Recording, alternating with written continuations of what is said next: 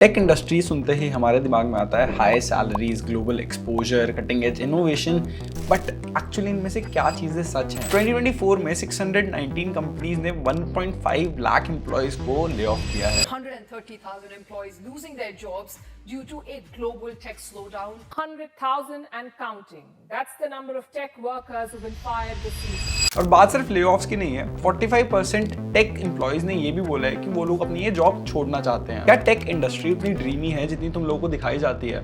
And सब लोग इसके ग्लैमर वाले साइड की बात तो करते हैं, फ्री फूड, अच्छा खाना, हाई सैलरीज, महंगी गाड़ी, सारी चीज़ें, बट कोई तुम्हें इसकी रियलिटी नहीं बताता है। आज वाली वीडियो में हम बहुत सारी चीज़ें in detail, in depth discuss करने वाले हैं, जिन चीज़ों का तुम्हें डर है, जिन चीज़ों के बारे में तुम आजकल सुन रहे हो।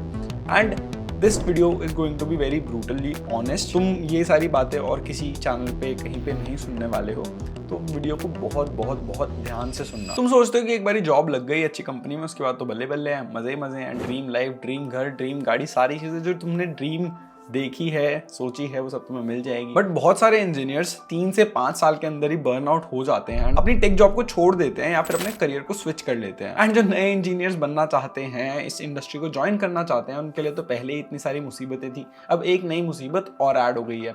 ले offs, work life balance, work culture, इतनी सारी प्रॉब्लम्स थी, अब एक और दरवाजा ऐड हो गया है। उसके पीछे तुम्हारा दोस्त बैठा है, AI. Deep sea, cloud, ChatGPT तुम्हारे सॉफ्टवेयर डेवलपमेंट को ऑटोमेट कर रहे हैं। एंड बस इतना ही नहीं कि टेस्ट केसेस लिख देंगे, तुम्हारे लिए छोटे मोटे डिबगिंग इश्यूज को सॉल्व कर देंगे, but actually full fledged apps बना देते हैं। कर्सर या विंडसर्फ जैसे जो टूल्स आ रहे हैं, वो तुम्हारा बहुत सारा कोडिंग वाला पार्ट भी कंप्लीट कर देते हैं। अब जिस स्पीड से एआई बढ़ रहा है, उस हिसाब से आने वाले टाइम में जॉब्स का एक्चुअली होगा क्या, ये डाउट मेरे दिमाग में, तुम्हारे दिमाग में, सब लोगों के दिमाग में जरूर आता है। अब आज के टाइम पे टेक जॉब्स में एआई तुम्हारी जॉब तो रिप्लेस नहीं कर रहा है, बट जो तुम्हारा वर्कलोड है वो 50% तक कम कर देता है। अब कम वर्कलोड की वजह से ज्यादा काम कर पाते हैं इंजीनियर्स, एंड उस वजह से हायरिंग काफी ज्यादा स्लो डाउन हो गई है लास्ट कुछ सालों में। तो सारी चीजों के बारे में डिटेल में डिस्कस करने वाले हैं। टेक जॉब्स की जो रियलिटी है, डार्क साइड है, उसके बारे में बात करने वाले हैं। ले offs, brutal work pressure, toxic corporate culture, AI, कैसे सारी चीजें हो रही हैं, क्या क्या आगे हो सकता है, सब चीजें डिटेल में डिस्कस करेंगे।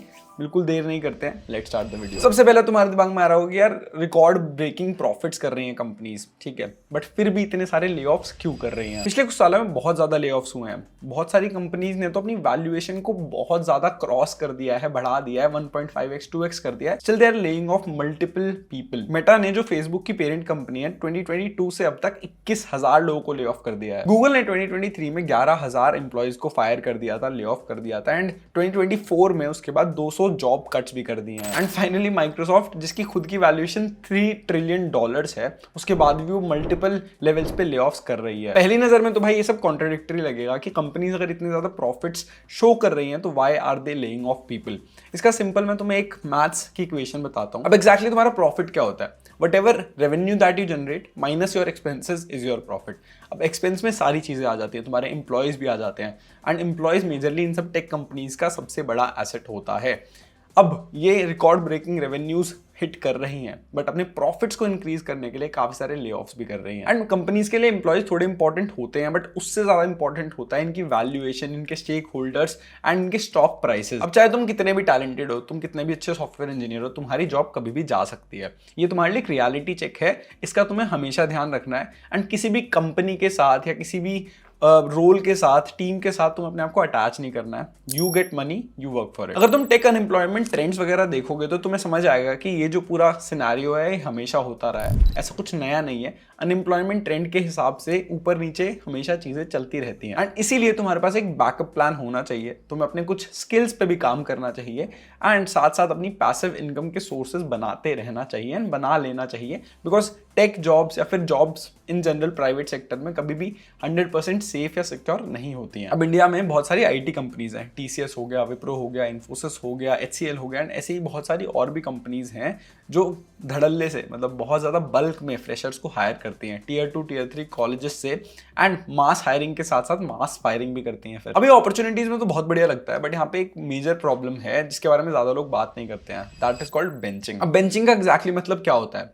आप लोगों को हायर कर लिया गया है बट आप अभी करंटली किसी एक्टिव प्रोजेक्ट में पार्ट नहीं ले रहे हो, आप एक्टिवली कोड नहीं कर रहे या फिर आप एक्टिवली काम नहीं कर रहे हो। अब मोस्टली कंपनीज में जो बेंचिंग का टाइम पीरियड होता है वो 120 डेज होता है, बट काफ़ी सारी कंपनीज ने ये कम भी कर दिया है। इसका क्या मतलब है, 120 डेज तक अगर आप बेंच पे हो तो कोई इश्यू नहीं है, बट अगर उसके बाद अगर आप फिर भी बेंच पे रहते हो, अगर कोई आपको एक्टिव प्रोजेक्ट असाइन नहीं होता है तो आपको कंपनी से निकाल दिया जाएगा। अब ये कंपनीज को तो अपनी कॉस्ट ऑप्टिमाइजेशन में हेल्प कर देती है ये चीज़, बट फ्रेशर्स के लिए काफ़ी बड़ा रिस्क बन जाता है। अब आपने बाय चांस एक कंपनी ज्वाइन करी, वहाँ पे आप लोगों को ट्रेनिंग मिली, उस ट्रेनिंग के बाद जो आप काम करने वाले थे उस काम के लिए अपॉर्चुनिटीज ही नहीं है, तो यहाँ तो फ्रेशर की कोई गलती ही नहीं हुई ना। एंड इसीलिए जब भी आप लोगों को कोई मास रिक्रूटमेंट का ऑफर मिलता है, मास रिक्रूटर के थ्रू एक ऑफर मिलता है, तो डायरेक्टली ज्वाइन मत करो, उसकी डिटेल्स पढ़ो, बेंचिंग क्या होती है, कितना टाइम पीरियड होता है, एंड अगर ना हो तो कैसे प्रोजेक्ट्स वगैरह असाइन होते हैं, सीनियर से बात करो and then only decide to join. And अपने कोडिंग स्किल्स में यार बस डीएसए पे लिमिटेड मत रहो,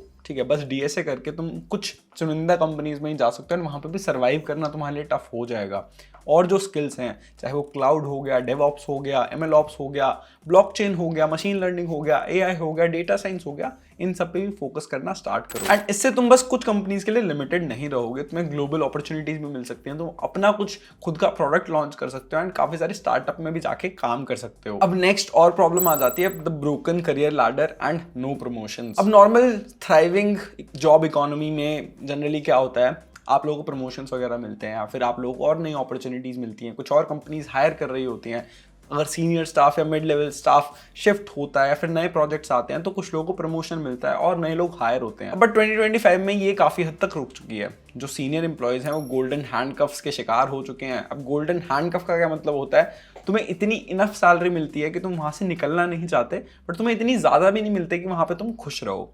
अब इस वाले चक्कर में बहुत सारे लोग कहीं जा भी नहीं पाते हैं, प्रिपरेशन नहीं कर पाते क्योंकि काम बहुत ज़्यादा मिल रहा होता है, बाहर इतनी अपॉर्चुनिटीज़ भी जनरेट नहीं होती हैं एंड इस वजह से उनका प्रमोशन नहीं होता या फिर वो निकल नहीं पाते। एंड जो मिड लेवल इंजीनियर्स होते हैं या फिर अर्ली स्टेज इंजीनियर्स होते हैं उनको प्रमोट नहीं कर पाते बिकॉज ऑलरेडी ऊपर वाला जो पूरा लेवल है वो ऑलरेडी क्लटर्ड है। अब जितने भी सीनियर एम्प्लॉयज होते हैं उनके बोनसेस, स्टॉक ऑप्शंस काफ़ी ज़्यादा लिंक्ड होते हैं एंड बहुत सारे सालों में डिवाइडेड होते हैं। जैसे जैसे तुम प्रमोट होते जाते हो, जैसे जैसे कंपनी में ज़्यादा टाइम रहते हो, तुम्हें स्टॉक ऑप्शंस, ईसॉप्स, आरएसयूज मिलते रहते हैं एंड उनकी जो वेस्टिंग होती है वो 3 साल, 4 साल, 5 साल तक होती है।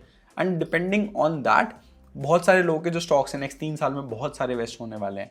इन सब के चक्कर में वहाँ से निकल ही नहीं पाते हैं एंड या हेंस गोल्डन हैंडकफ्स। अब फॉर एग्जांपल एनवीडिया का नाम आप सबने सुना ही होगा। एनवीडिया के जो एम्प्लॉयज थे वो रातों रात मिलियनियर इसी वजह से बन गए। अब सिमिलरली अगर सीनियर लेवल इंजीनियर्स या सीनियर लेवल लोग कहीं जाएंगे नहीं, कुछ नया करेंगे नहीं, तो मिड लेवल इंजीनियर्स हैं उनको प्रमोशंस नहीं मिलेगा क्योंकि बहुत सारी चीज़ें ऑलरेडी क्लटर्ड है। तो प्रमोशन साइकिल्स तो थोड़ी स्लो हो जाती है। प्रमोशंस मिलते हैं बट नंबर ऑफ प्रमोशंस जो पहले जिस हिसाब से मिल रहे होते थे, इंक्रीमेंट्स जिस हिसाब से मिल रहे होते थे वो काफ़ी ज़्यादा कम हो गए हैं आज के टाइम पे। एंड सिमिलरली जो फ्रेशर लेवल की जॉब्स हैं बहुत सारी जगहों पे तो उनको 1 साल 2 साल का एक्सपीरियंस भी मांगने लग गए हैं क्योंकि जो रिक्वायरमेंट्स हैं, जो रोल्स हैं वो फ्रेशर लेवल वाले लोग कर ही नहीं पाते हैं। कौन सब्जेक्ट अच्छा लगता है? अब तुम्हारे लिए सिर्फ यही टेक अवे है इससे कि जो करियर प्रोग्रेशन है वो कंपैरेटिवली स्लो हो गया है, तो अपनी एक्सपेक्टेशंस को भी रियलिस्टिक कर लो। ऐसा नहीं होगा कि तुम किसी भी कंपनी में ज्वाइन करोगे और तुम्हें 1 साल में प्रमोशन मिल जाएगा, फिर नेक्स्ट 1 साल में फिर प्रमोशन मिल जाएगा एंड तुम बहुत जल्दी सीनियर सॉफ्टवेयर इंजीनियर बन जाओगे। एंड बहुत देर से बोल रहा हूँ, काफ़ी बार बोल चुका हूँ, नए स्किल्स पे काम करना स्टार्ट कर दो। डोंट जस्ट बी एक स्पेशलाइज इन वन थिंग। अगर हम AI एजेंट्स बना लेते हैं तो वो स्पेशलाइजेशन को कभी भी बीट कर सकते हैं। वर्टिकल AI एजेंट्स बढ़ते जा रहे हैं, तो if you are just good at one thing it's going to be dangerous for you. So be a jack of all and try to master multiple things and अपनी dependency create करना start करो। अब next और चीज़ आ जाती है जिससे तुम लोग डर ही रहे हो, AI एंड ऑटोमेशन। यार आज के टाइम पे AI टूल्स अगर तुम नहीं यूज़ कर रहे हो तो भाई तुम बेवकूफ़ हो एंड तुम अपना टाइम वेस्ट कर रहे हो because AI tools have become so good कि आपकी प्रोडक्टिविटी अगर नॉट 100% बट 50, 60, 70% तक इंक्रीज कर देते हैं। कुछ छोटे छोटे टास्क हैं जो आप लोगों को पता है कैसे होने हैं बट उसमें टाइम ज़्यादा लगता है, वो फास्ट हो जाते हैं एंड 55% इंजीनियर्स फास्टर कोड कर पा रहे हैं जो लोग एक्चुअली गिटहब कोपायलट जैसे टूल्स को यूज़ करते हैं। एंड भाई ये जो एफिशिएंसी है जिस वजह से जो इंजीनियर्स हैं जल्दी कोड कर पा रहे हैं, इसकी वजह से जो मेजर कंपनीज है अपनी स्टाफिंग रिक्वायरमेंट्स को रीथिंक कर रही हैं कि do they actually need these many engineers. अब भाई देखो मैथ सिंपल है, अगर AI टूल्स को यूज़ करके जो इंजीनियर्स 5 लोग मिलके एक काम कर रहे हैं जो पहले 10 लोग कर पा रहे थे, तो वो 5 लोगों से ही कंपनी काम करवाएगी, बचे हुए 5 लोगों को वो हायर ही नहीं करेगी, और अगर हायर कर रखा है तो उन लोगों को निकाल देगी। AI ड्रिवन वर्ल्ड में AI को एक्चुअली यूज़ करना स्टार्ट करो। अगर उसके कोर में घुस सकते हो, इंटरेस्ट है तो उसमें घुसो, अपने स्किल्स को एनहांस करो। सिर्फ DSA या फिर सिर्फ डेवलपमेंट पे मत अपने आप को फोकस करो। सिर्फ वेब डेवलपमेंट या सिर्फ DSA करके नहीं हो पाएंगी चीज़ें धीरे धीरे, एंड ये सारी चीज़ें काफ़ी इजीली AI सॉल्व कर पाएगा। बीच में अभी O3 का प्रीव्यू आया था, उन वर्ल्ड में उसकी रैंक आई थिंक 17 या 18 पे ऑलरेडी पहुंच चुकी थी, तो कोड फोर्सेस के क्वेश्चंस को क्रैक कर पा रहा था। And AI models are getting better for sure. जो एडवांसमेंट है ना नेक्स्ट 5 सालों में बहुत ज़्यादा क्रेजी हो सकती है। जिस तरीके से हम चीज़ें अभी रन कर रहे हैं, जो कर रहे हैं, शायद ऐसे ना चल रही हों चीज़ें। तो to be at par with the industry, to be at par with the society जो चल रहा है, ट्राई टू लर्न थिंग्स। अपनी क्रिटिकल थिंकिंग एबिलिटी पे काम करो। High level design, low level design क्या होता है एक्चुअली पढ़ो। बस ये नहीं कि तुमने 4 लाइन कोड के करने सीख लिए हैं, तुमने फॉर लूप लिखना सीख लिया, तुमने एक जो स्टार प्रिंटिंग है वो करनी सीख ली है। Basics are important, but only basics are not going to take you anywhere. इस चीज़ का तुम्हें ध्यान रखना पड़ेगा। And last but not least, this is the truth, FAANG is not the dream anymore. पिछले 10 सालों में या फिर जब मैंने इंजीनियरिंग स्टार्ट करी थी, आई गॉट इनटू इंजीनियरिंग 2017। मेरा ड्रीम था गूगल या माइक्रोसॉफ्ट में काम करना, बट लास्ट 10 सालों में चीज़ें इतनी ज़्यादा रैपिडली चेंज हुई हैं कि मेरा वो खुद ड्रीम चेंज हो चुका है। इन 2024 सिर्फ US बेस्ड टेक कंपनीज ने 95,000 ले ऑफ्स करे हैं। जो अंदर वर्क कल्चर है वो काफ़ी ज़्यादा चेंज होता जा रहा है। लोग एक दूसरे को हेल्प करने की जगह एक दूसरे से बहुत ज़्यादा compete करने लग गए हैं, एंड लर्निंग से ज़्यादा टास्क अचीव करने पे ज़्यादा ध्यान दिया जा रहा है। और दूसरी साइड पे स्टार्टअप इकोसिस्टम काफ़ी ज़्यादा क्रेजीली ग्रो कर रहे हैं इंडिया में। बहुत सारे एंजल इन्वेस्टमेंट फर्म्स हैं या वेंचर कैपिटलिस्ट हैं, इन्वेस्ट कर रहे हैं इंडिया में to start new tech companies. And if you are interested, if you are have that zeal to become an entrepreneur, this is the right time to start it. If you have an idea, if you have a friend, जाके start करो। आज के time पे तो company start करने में या फिर कोई प्रोडक्ट बनाने में भाई तुम्हें 2 या 3 लोगों से ज़्यादा बड़ी टीम चाहिए ही नहीं। तुम्हारे खुद के वर्चुअल AI एजेंट्स तुम्हारे लिए काम कर रहे होंगे, एंड ये रियलिटी सिर्फ बड़ी टेक कंपनीज के लिए नहीं है, तुम्हारे लिए भी है। मैंने रिसेंटली एक पूरा प्रोडक्ट स्क्रैच से बनाया है, काफ़ी जल्दी इसको लॉन्च भी करूँगा। मैंने बस अपने एक दोस्त के साथ बनाया, पूरा फ्रंट एंड सब मैंने बनाया with using AI, and the back end part 20-30% was with AI, 30% was done by my friend. So total 50 हो गया। टोटल 50 बैक एंड में से 20-30 बोल रहा था, कंफ्यूज मत होना। तो यार ये सारी चीज़ें अब हो पा रही हैं जेन्युइनली अभी इस मोमेंट पे। तो FAANG कंपनीज के पीछे मत भागो, अच्छे पैकेजेस के पीछे भागना है भागो, बट साथ साथ स्किल्स के पीछे भागो भाई। नई नई चीज़ें सीखते रहो, नई नई चीज़ें इंप्लीमेंट करो, ट्राई करो, बनाओ, and learn faster, fail faster, and get back on your feet as fast as you can.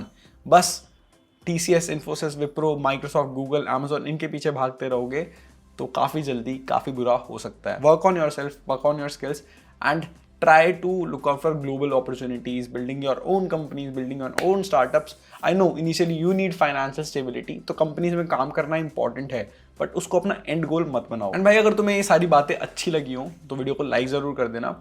I am going to make a detailed video on what you can do in 2025, कैसे तुम चीज़ों को और अच्छे से सीख सकते हो। I am currently learning a lot of things myself, तो जब तक मैं खुद decent enough examples के साथ तुम्हारे सामने नहीं आके बात कर पाऊंगा, जब तक मैं उन चीज़ों के बारे में नहीं बात करूंगा, ठीक है। तो जैसे मैंने पहले DSA के बारे में बात करता था, I cracked Microsoft and I was able to get in by learning DSA. I cracked Samsung, CureFit और भी बहुत इंटरव्यूज दिए थे। Similarly, I'll first build something out of it using AI, using agents, using XYZ, and then I'll show you and teach you how you can do that. अब सारी चीज़ें अच्छी लगी तो वीडियो को लाइक कर देना, सब्सक्राइब कर लेना चैनल को। मिलते हैं नेक्स्ट वाली वीडियो में, तब तक के लिए।